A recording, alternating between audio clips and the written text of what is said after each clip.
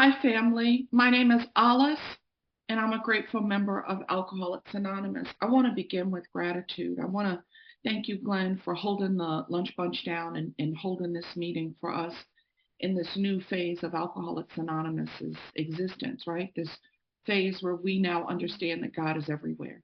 God's online, God's an in person meeting. God doesn't know space and time like we do. And so, thank you for creating this space.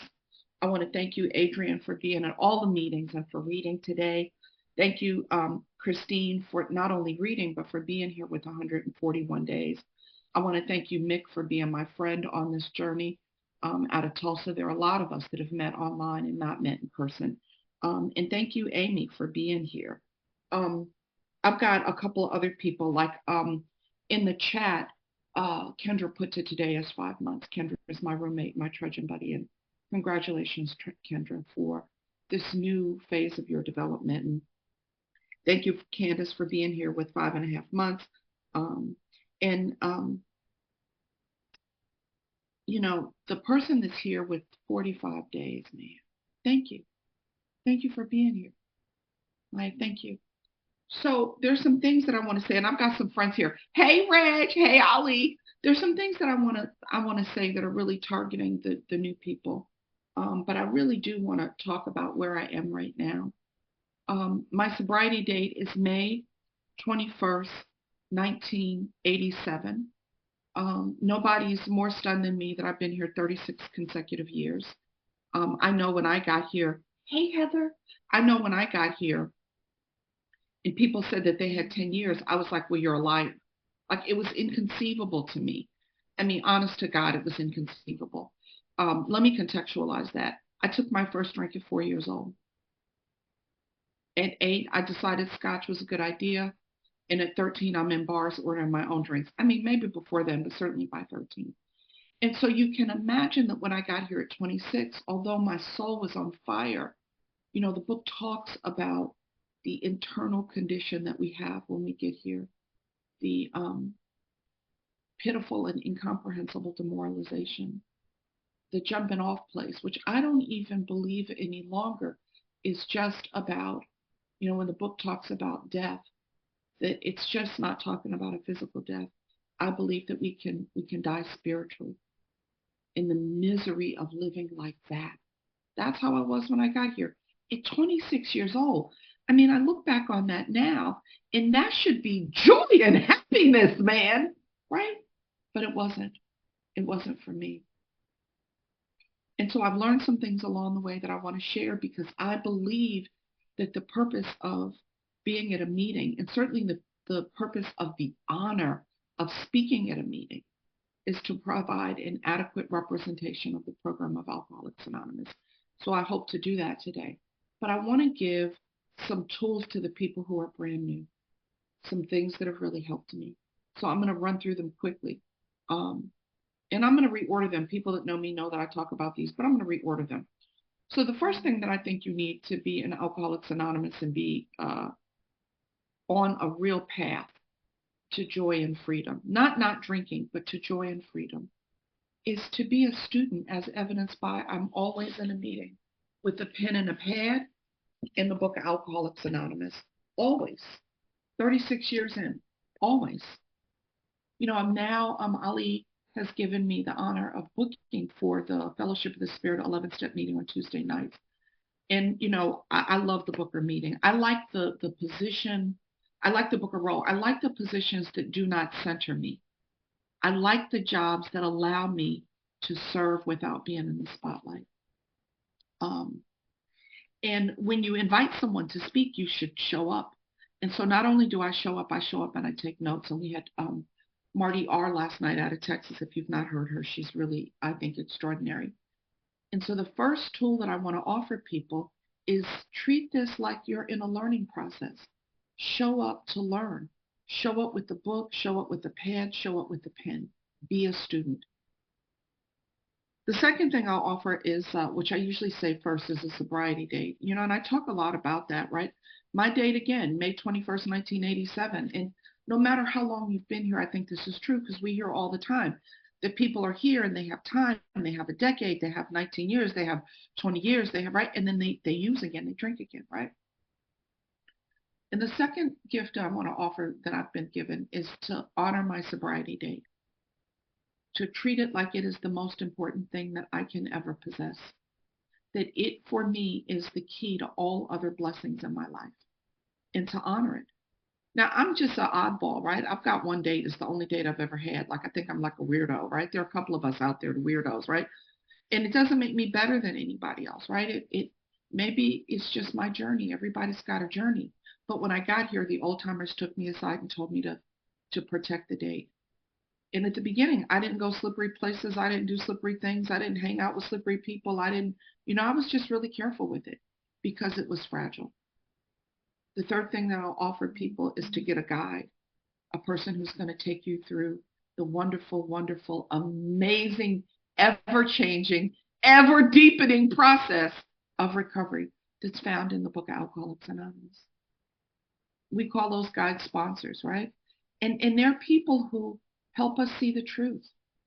My sponsor is a woman named Nancy C. out of Downing, California. And Nancy is, Nancy loves me, and Nancy's just sweet as pie. But Nancy regularly bashes me in the face. I call her and I complain about this thing or that thing, and it's like, ouch. But Nancy, I chose her specifically because she stands in the 10 step, and she helps me stay grounded to the truth, which is whenever I'm disturbed, the problem is me. That's our spiritual axiom. And I found, particularly in sponsoring people, that the people who look out at the world and talk about what's wrong with the world struggle with not only staying here, but struggle with being in joy. And I believe that's because victims don't recover. That as long as the problems in my life are somebody else's doing, how will I ever be free? How will I ever be free? It is the truth that I have been victimized. People that know me know that, as a pre-verbally, right, from maybe from birth, but I've been molested, and not by one person, but by a parade of people, right? And I say that at a group level because the thing that I thought was the darkest part of my past, the thing that I thought I was most ashamed of, the thing that I thought that I needed to hide, was the thing that was keeping me in bondage. And the truth is, I didn't do anything wrong. And the truth is that bad things happen. And the truth is that I can still be free. I can still be free. My friend Ralph W., who I adore, says often to people when they're like, oh, but this happened to me and that happened to me. Do you want to be right or do you want to be free? Do you want to be right or do you want to be free? I lived a lot of my life through the prism, through the lens of my godfather, who was a minister, who molested me. And I just kept seeing the world through that lens, the people through that lens. I couldn't trust people, and he was dead, and I was carrying it. And what I needed to get free from that, what I thought I knew, that bondage in myself, that seeing things through my injuries, through my pain.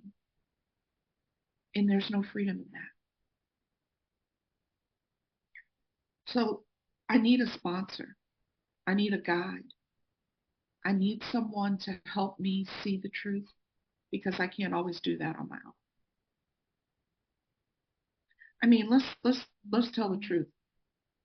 My good idea was drinking. Let's tell the truth. My good idea was getting drunk all the time. That was my best idea. That was to structure my whole life around drinking. I couldn't see the truth. And that's what I have the program of Alcoholics Anonymous for, specifically this third thing, this sponsor, this guide for. The fourth thing that's been really helpful for me is to have a group of people that I hang out with, people with more time, people with the same time, people with less time. And I want to just take a moment and talk about the value of each of those groupings. Nothing like talking to the man with no feet will make the man with no shoes feel better. Nothing like it. Nothing like having 5 days and talking to the person with one. Nothing like having a year and talking to the person with 3 days. Man, Bill says it. He says, I'm set right back up on my feet. Right, right, right. And so I think that the reason that we get numbers for newcomers is that they think we're serving them, but they're really serving us. They help me see the blessings that I'm standing in. And I'm going to come back to this notion of standing in blessings because I really want to talk about that in relationship to the program of recovery that I'm in. The reason that I have people with the same amount of time is I need reality checks, right? I was at a meeting and this person said, I'm crying all the time for no reason. Is that normal? Yeah, depending on where you are, that's perfectly normal. Yeah. You know, the people who are the hardest, it's just my opinion, it's recorded, so I'm gonna be on record. I think the hardest people to work with are the people, there are two people that I find, two groups of people I find difficult to work with. And by the way, let me just say for the record, my favorite number of sponsees is zero. I love zero. I want to sponsor zero people. I'm good at sponsoring zero people, but zero is not the number God gives me. And so I'm obedient, and the number's God. This is 2 digits. But okay, so you know this thing that I've come up against is the people who have a loose relationship with the truth. I find very difficult to work with. I find that very difficult because in the book tells us this: the people who are constitutionally incapable of being honest with themselves. If you can't get honest, it's very difficult to do this work because this is work that is about looking back. This is work that's about unceasing, unsparing self-evaluation. If you can't see the truth, man, that's hard. And again, if it's somebody else's problem, I'm sunk. But here's the other, because I want to talk about me, of course, right? Here's the other group that's difficult: the people with a lot of time. Oh, we're tough. We're tough. Because you know what we think we know? We think we know. We think we know. We think we're like the newcomers. You know, when you're talking to the newcomers and they're like, yeah, but, and they're like, I know. The old people do that too. Yeah. And my job on the journey, in the job of being in a group of people that I have the same amount of time with, is so that I can see myself in them. When the people with 3+ decades are like, yeah, I know, I can see myself. And I'm like, oh boy, I need to get it together. But the people with more time, right? What's coming? What is your practice? How have you deepened it? And I'm going to say this and do it as you will. Only people without time say time isn't important. But you know what's more important than time? What you do with it. More important with time is what you do. I spent a lot of my recovery not doing anything, coasting, coasting, coasting. And you can only coast one way, my friends, downhill, right? That I've got to always be on the path. And so having this group of people, more time, same time, less time, helps me stay on the path, helps me like guardrails to know where I am, help me get lifted back up. You know, the reading before the meeting started talked about the seeking of God, and sometimes we find God through people. My experience is that I have two options for finding God: pain and people. I can't tell you why I've chosen pain so many times, but I've chosen pain a bunch of times. I can either get dragged or I can get into service. And you know, I've chosen dragged a bunch of times. And so that's why I think this group that I travel with is important. Here is the final thing that I'll offer.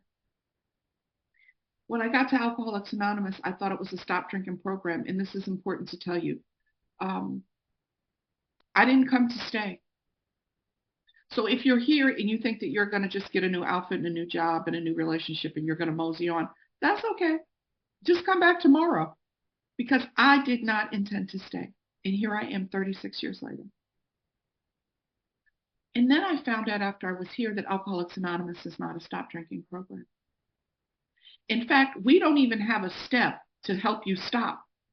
You have to stop. We'll help you stay stopped, but there's no step about how to stop. There's steps about how to stay stopped.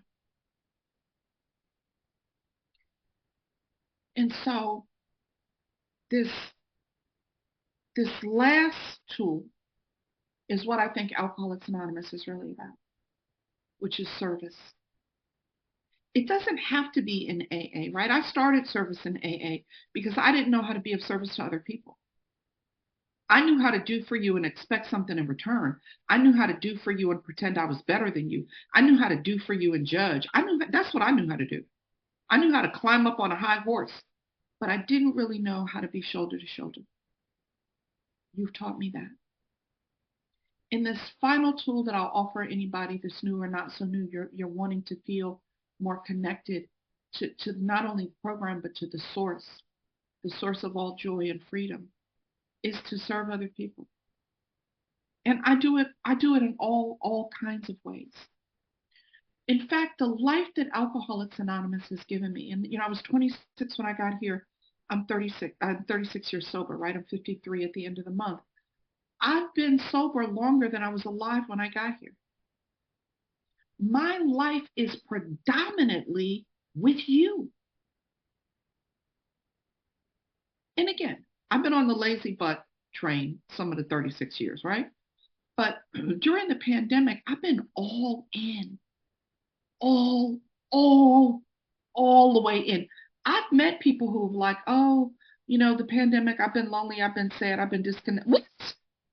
Man, it has revolutionized my recovery. Revolutionized my recovery. I believe, so those are the 5 tools. Okay. I believe that Alcoholics Anonymous is in many ways like the bar.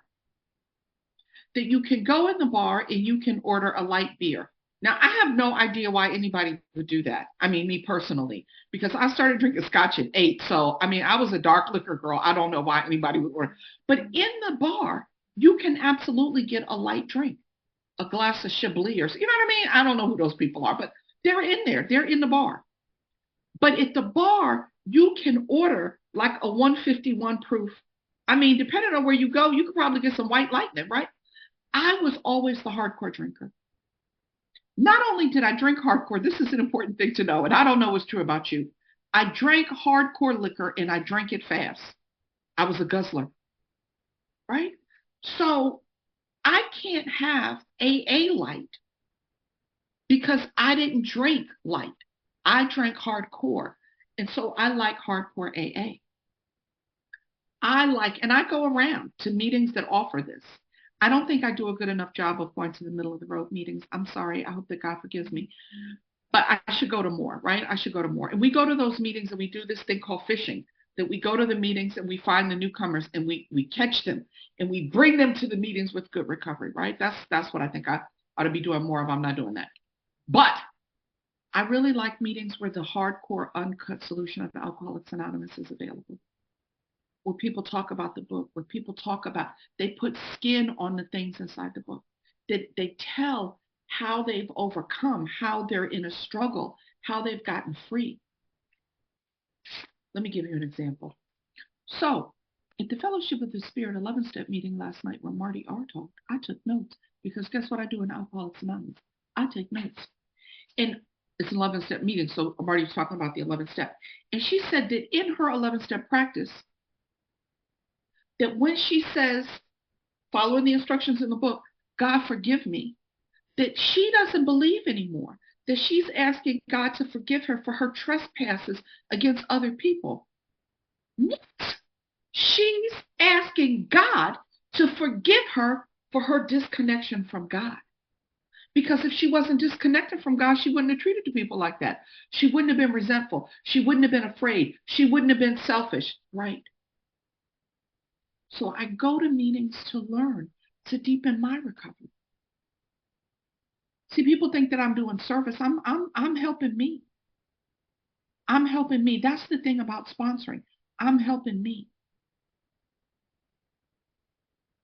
And so I found meetings across the globe where there's uncut recovery, where the people are speaking a language that I understand and I just love it. And I would invite people to take my number, hit me with meetings that you love. Let me come see what you're doing. I'll share meetings with you that I'm doing. This is Let's get the best quality recovery that we can have. Let's have the maximum amount of joy and freedom that we can have. Let's have it because it's available if we're willing to do the work. I guess I want to talk about my journey through the steps because I've still got a lot of time. So I want to talk about my journey through the steps. And I always try to talk about, I was thinking this recently, when I got to Alcoholics Anonymous, I got sober in Oakland, California, right? Because I did a geographic. I'm born and raised in New York City. I mean, and I grew up in Manhattan. So I wasn't a latchkey kid because those kids have keys. I didn't have a key. But I was a kid that when I got home, if my mother wasn't home, I knew all the neighborhood bars that she would be in. And so that I knew where to go find her. So I'm in like first grade, second grade, third grade, like I'm going to bars and I learned bar culture. So by the time I'm 13 and I'm ordering drinks, it's no big deal. Like I completely understand the bar culture. In fact, my first drunk was at a bar called the Tiger Lounge on 7th Avenue and like 115th Street. It's not there anymore. And it was one of those little dingy, dinky, dark neighborhood bars, like narrow and just dark. And we go in. I don't know why. I'm 13 on an August day in a bar. I don't even live in that neighborhood. But I'm with a group of girls. We're looking for boys, no doubt. But we get to the bar and there's a bunch of old guys. I'm the old person now, right? So we get there and there's old guys and they're sitting on bar stools. And I know that those, because I know bar culture, those are their assigned seats. They didn't randomly sit there. It's that bar, the neighborhood bar. You know that he always sits there. So the guys think it's funny that we're in there. It's like 4 or 5 of us. And the bartender's like, the gentleman would like to buy you ladies a drink. Oh, really? And I order, right? I hit the dude pocket. I order Johnny Walker Black Double. And again, I don't know if it was 6 of them or 8 of them, but no, you can't see that coming on a little girl. You don't see that coming. Oh, yeah. Because that's the kind of drinker that I was, right? And I don't ever remember liquor being nasty. I don't remember ever thinking, oh, it's disgusting. I don't smell liquor now and think, oh my God, repulsive. I mean, if scotch was a cologne, I would wear it. I love liquor. That's the truth. That's just the truth for me. So I'm not one of those, I suffered through drinking people. I'm not that person. I loved it. The problem is it didn't love me. And of course, initially it was the problem, the solution to my problem. Alcohol solves alcoholism until it stops working, right? And what is the problem that I have? The problem that I have is threefold. I'm bodily different than my fellows. I drink and I get thirsty. Put your hand up if that's true for you. You drink and get thirsty? You know how you want that second drink, but you want the third drink more, and then you want the fourth drink? Oh my God. Oh my God. I'm going to fight you at some point for a drink. And I say this, I mean it. I would go places I didn't want to go. I would be with people I didn't want to be with. I would do things I didn't want. It didn't matter. But once I started, it was what it was. And so that's why should not judge people who are drunk. When the drunk people come to Alcoholics Anonymous to meetings, I'm just as happy to see them. Where else are they going to go? If you can't be drunk at Alcoholics Anonymous, where can you be? Welcome. Welcome. Here's a bad cup of coffee and some cheap cookies. Come on in. Yeah. Thrilled to have you. Because I wasn't sober at all the meetings I went to in the beginning. But the second part of my first step problem, because that first part's temporary, right?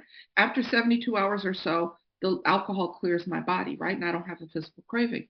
But I have this other problem, right? Top of page 23 of the book, the problem centers in my mind. And here's the thing I want to say about that. The problem that centers in my mind has not kaput, gone away. The problem that centers in my mind is still there. The chapter more about alcoholism talks about it, and I love the little examples they give, right? The carpet slipper dude, I haven't had a drink in a long time, I can drink. Put your hand up if you've thought that. I've thought that. I've absolutely, you know what I think? I was only 26 when I got here. Maybe I made too big a deal of it. You know what I think? I think I got some new liquor out. I haven't had that.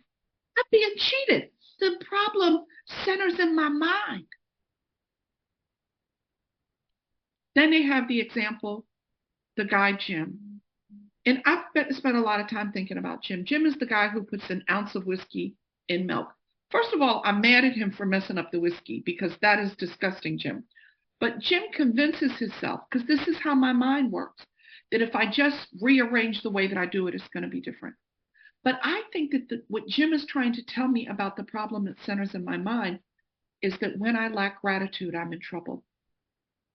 that when I do part of the work and I want all of the benefit, I'm in trouble. This is why I answer the phone when I don't want to. This is why I say yes to speaking commitments when I don't want to. For the record, to all that can hear the sound of my voice, I don't like to talk. I don't want to speak. I don't want to. Call me. I'll book for you, though. I will. I'll give you numbers of great speakers. But what I've learned to do is I've learned to do the thing that I'm called to. Because my best thinking got me here, burnt my life to the ground. And so this notion that I can do some of what I want to do and not all of what I need to do will get me in trouble. So I say yes. Jim makes but a beginning. His wife comes back, his kids come back, he has a job, and then what is he? Grateful? No, he's mad. How dare these people tell me what to do? I have to work for these people. I used to own this joint. Oh, but you don't, sir. See, this is the part about the relationship with the truth. I have to be willing to tell the truth about where I really am. Not where I was, not where I want to be, but where I really am. And so Jim gets drunk because the story I think in his mind is, I don't have to do all the work, but I can have all the benefits. And even if I get stuff I want, I can't hold on to it. Who's gotten stuff that they wanted in sobriety and then you didn't do the right thing and then you lost it? Yeah, absolutely. Absolutely. The next story is the jaywalker, and we talk about the jaywalker. I was just talking to somebody the other day, and they were saying that was Harry Brick. I don't know if that's true. I'm going to do some research, so don't quote me. But the jaywalker is like people. I had a woman call me and tell me it was the stupidest thing she'd ever heard. It was ridiculous. And here's all I got to say. Not all of you, because you look like decent, upstanding members of society, but somebody on these Hollywood squares has had unprotected sex since 1982 when we diagnosed a terminal illness that is sexually transmitted. That, my friends, is playing in traffic. That, my friends, is playing in traffic. Yeah. You ever spend your rent money, getting your mortgage money, getting low? Yeah. You ever go out with people you don't know and get so drunk you wake up, you don't know? Yeah, that's playing in traffic. That's playing in traffic. And so the guy in the story thinks it's going to be different this time. That's what he thinks. The milk truck's not going to hit me. It was because it was the fire engine. The fire engine's not going to hit me. It was the delivery truck, right? It's the trolley. No, it's not going to be different. That's what I have to remember. That it's not going to be different. It's going to be what it is. So when my mind tells me, oh, you haven't had a drink in a long time, you can drink, it probably really wasn't that bad. I have to remember what I've heard in these rooms. That it's progressive. I'm not going to be where I was at 26. I'm going to be where I was if I drank the whole time. No, I don't think I'm not taking that chance.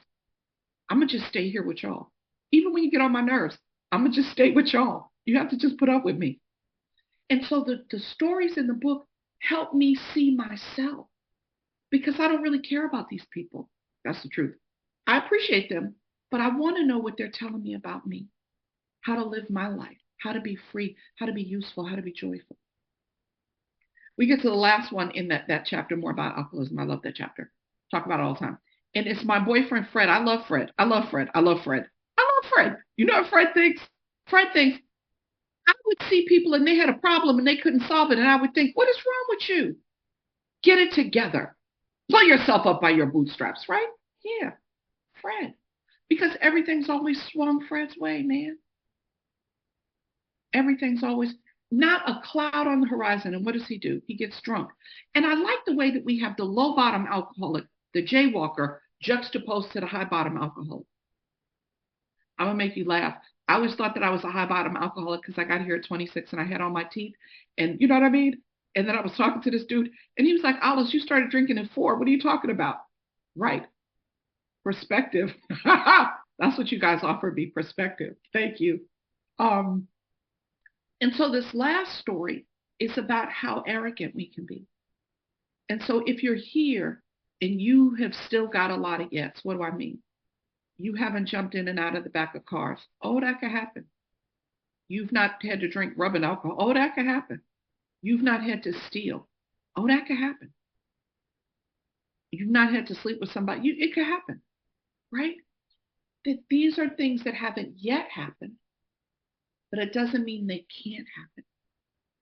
And one of the real tragedies in Alcoholics Anonymous is when we look at the other people in Alcoholics Anonymous and we suffer from the delusion that that can never happen to me. It's a delusion. Absolutely, that can happen to me. Because if I drink against my will, I'm going to do a lot of things against my will. It's just a matter of time. And I've got to understand that with my first step problem. The third part of my first step problem is why I'm still here, because I got to Alcoholics Anonymous, and again, I was young.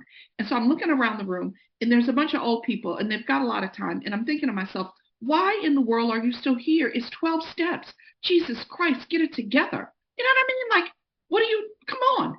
If you did a step a year, sir, you still wouldn't be here. You got 40 years. What do you do? You know, and I was like, these people are on the slow bus. I am not associating with these people because I didn't understand two important things. And for those of you that are Zoom babies and you've never been, or online babies, you've never been to an in-person meeting, let me tell you about this. So we usually meet in a church basement in an uncomely, dingy room. I mean, generally speaking, right? And then we have these shades, but they're not at the window. We have shades and we hang the shades on the wall. Who, can somebody tell me the history of that decor decision? And the shades, one set has the steps and one step has the traditions. Well, of course, I didn't read the traditions because I didn't, what were those for? But I read the steps and I thought I could work the steps off the wall, right? So for instance, if you read the first step looks like it has two parts. I'm powerless over alcohol. My life is unmanageable. And while that is true, when you read the book and you understand the book, there are actually three parts to it. I'm bodily different than my fellows. I have a voice in my head that sounds like me. I'm mentally ill. I mean, you know, I'm not talking about you. I'm talking about me. And in the doctor's opinion, you know, it says I'm maladjusted to life. I'm in full flight from reality. I'm an outright mental defective. Not you. I'm talking about me. I don't know you like that. But I know that I have a mental illness, that I can't distinguish the true from the false when the third part of my first step problem is activated. And what is the third part of my first step problem? Well, it's my spiritual malady, which I do not think we talk enough about in Alcoholics Anonymous. It's the simplest way for me to talk about my experience of it is the delusion that I am disconnected from the Creator. Now, the doctor's opinion says that we're restless, irritable, and discontent, and it keeps us in the spree cycle, right? That we swear off drinking. All of us have done that. And then we become restless, irritable, and discontent. I'm restless. No matter where I'm at, I want to be someplace else, right? I have FOMO. Wherever you are, boy, I wish I was there. I'm on Instagram looking at the people in Thailand while I'm not there. I'm restless. I'm restless. And I'm irritable. You ever you're in a company with somebody and you hear them breathe and you think to yourself, why are you breathing? You ever think that? I think that. I have that thought, right? That I'm just annoyed by everything. Everything. I'm annoyed by everything. You ever have those days? You meet one person and they're unkind. It's maybe your bad luck. You meet two people, oh, it's suspect. You meet three people, it's you. It's you. And that irritability, right? That's the sign that my malady is in play. Third thing, discontent. Oh yeah, I'm gonna get you on this one. You ever want something really, really, really bad? I don't know, a car, a relationship, you know what I mean, a job. You ever want, right? This guy Joe said this. He said, you want the job really, really bad and you don't get it. And all you can do is think about who got the job and how much money they're getting and ooh, you're mad. You're telling everybody. And then the promotion comes up again and you get it. And then you get the job and you're like, oh my God, I can't believe they've given me all this work. I can't do this. They're going to know I'm a fraud. Right. That no matter what I get, I'm discontent because the unhappiness is not about my external condition. The unhappiness is inside is about me. I'm discontent. The beautiful car that I had to have is now a bill. Now I'm mad about how much the car insurance is. Where am I going to park it? You know what I mean? That's the signs of my spiritual malady. But I've come to believe the malady itself is the delusion that I'm disconnected from the power. And then I get to my second step, right? And the second step asks me one question. I mean, it's a long chapter, right? I would argue that it starts, I'd argue that it maybe starts before we agnostics, but it's certainly we agnostics, right? And in we agnostics, it asks me one question. Do I now believe, or am I even willing to believe? That's the only question in step 2. That's why you can't work the steps off the wall. The steps off the wall says, "Come to believe in the power greater than myself to restore me sanity."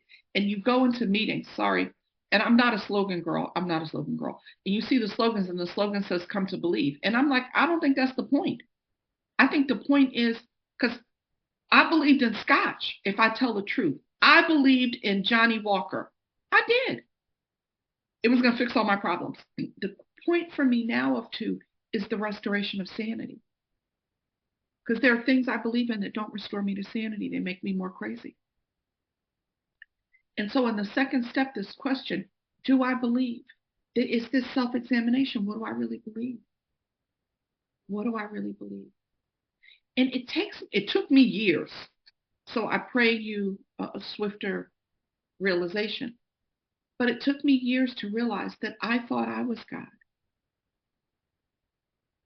I, without consciousness, thought that I was running the show. The simple example I give people is you're having an argument with somebody, going back and forth, you win an argument, and then they're not there. It's just you. But you're answering for them because you think you know what they're going to say, right? Or you don't apply for the job because you know you're not going to get it, or you don't because you think you know. And it actually is one of the most dangerous parts of my recovery. This thinking that I know, which is why I love the set aside prayer. Help me set aside the things I think I know, because I think I know a lot of things I actually don't know. Like I didn't know that when I ask God to forgive me, I'm asking God to forgive me from my disconnection from God, not from my poor behavior out in the world. I didn't know that, but now I know that. I can't unknow it. Now I know it, right?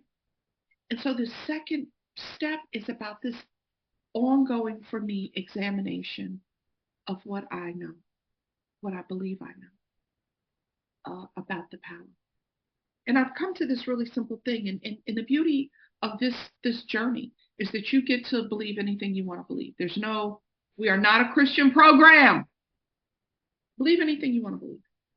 Anything you want to believe. You want to believe in Odin? Believe in Odin. You want to believe in the Orishas and the ancestors? Believe in that. Allah, Hamdu Allah. Believe, just believe. Just believe. Just believe. I have come to believe that the breath in my body tethers me to the Creator, and that the breath in your body tethers you to the Creator, and that since we're all tethered to the Creator, we're all tethered to each other, and that thus your suffering is my suffering. And what Alcoholics Anonymous has helped me do is to be a citizen of the world, to not just be concerned with what's happening in my life or my sponsee's life or my home group or my family or my community or my neighborhood or my town or my state or my country, but what's happening in the world. Are there souls in the world that are oppressed? Because that's my business. This notion that it's not my business is actually, in fact, I think, a real virus in the world. That if I'm not concerned about you, what am I going to do when they come for me? That your suffering is absolutely my concern. Absolutely my concern. And the usefulness that Alcoholics Anonymous has led me to has expanded as my recovery has expanded. First, it was like, let me find somebody to help me. I mean, that's how it was when I got here. I wasn't thinking about helping you. Let me find somebody to help me. Then they were like, well, you got to help other people, right? Then it was like, okay, get a service position, right? Let's bring the cake. Let's bring the chips. Let's be literature. That right. I've grown all the way to the booker. I've never grown beyond the group level. Right. I stay here. But in my personal life, outside the rooms of Alcoholics Anonymous, this notion of being useful, as the reading at the beginning of the meeting says, is a pathway to God. This serving others is a pathway to a more divine, deeper, richer, more powerful experience of God, whatever you call God. And that when I turn away from ways that I can be helpful, and indeed, and in fact, I've come to believe that I'm turning away from God.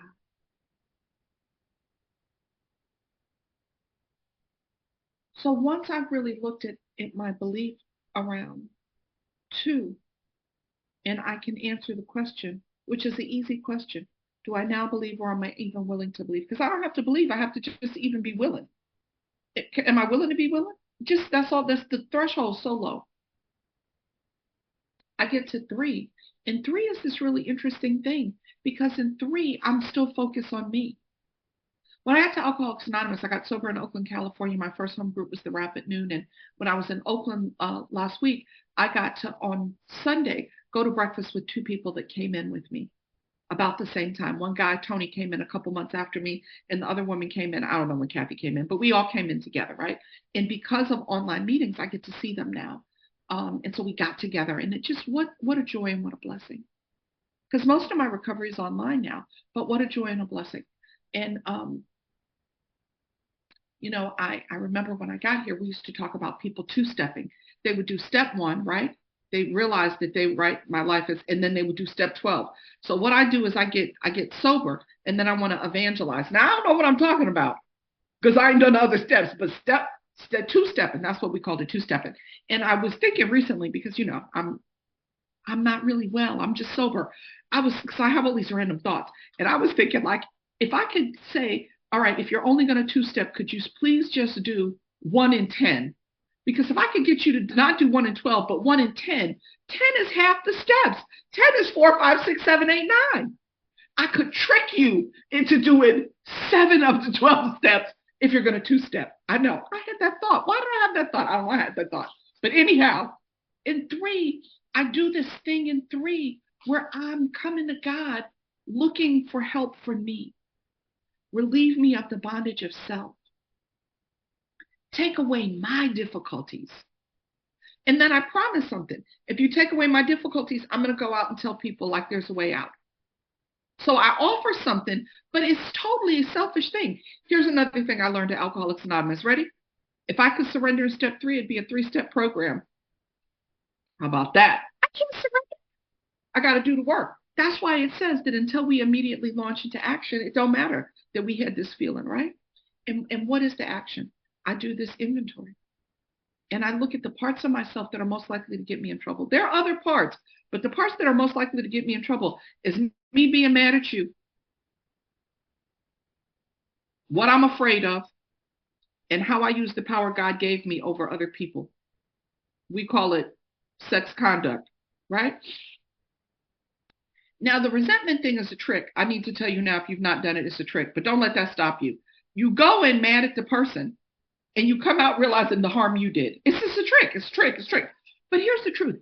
Is again, I'm gonna go back to victims don't recover. As long as what's wrong in my life is you, I'm in bondage.